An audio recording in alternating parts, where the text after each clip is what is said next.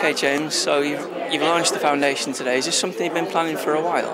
Yeah, we spoke about it for maybe a year, 18 months or so, about putting it in motion, and you think the opportunity of you're in the public eye, if you like, as a footballer, and it's a great opportunity to use that profile to help other people, and there's some great causes for the foundation.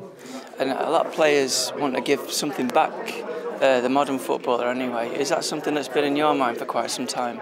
Yeah, I think so. You look how fortunate you are to be doing what you're doing for a living, and you enjoy it, and how fortunate I've been to get here.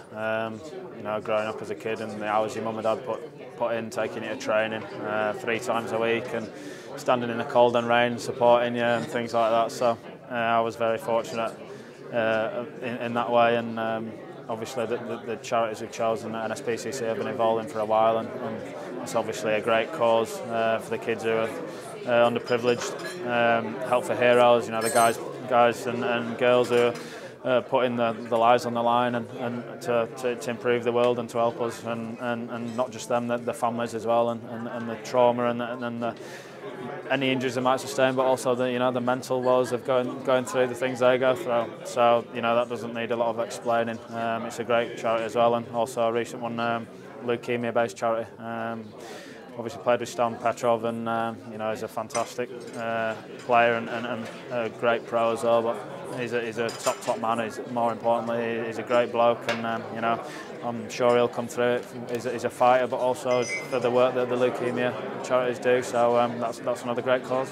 Did you speak to Stilian to tell him you were going to make this part of the foundation? Yeah, I spoke to him briefly, and he was delighted, and he's going to give us an exact location of where he want which leukemia-based charity to go to. But obviously he's got bigger things on his plate at this moment in time. But I've spoken to him about it, and he's happy, and he's started his fight, and like I say, he's a fighter, and he's a strong guy, and a fantastic person, and I'm sure him and his family will be great. And having a foundation like this must be great to know that you're actually doing something to help people who are suffering like that as well.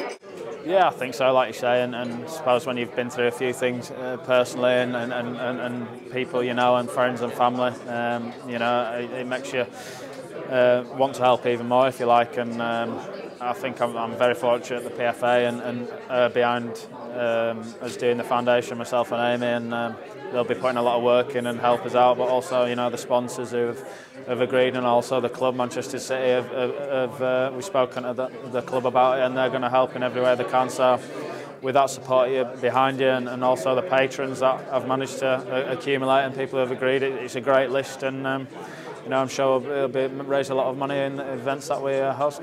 There's clearly a lot of respect for you from a lot of big organisations. Does it give it that extra weight to have some of the biggest names in like Nike and EA behind it?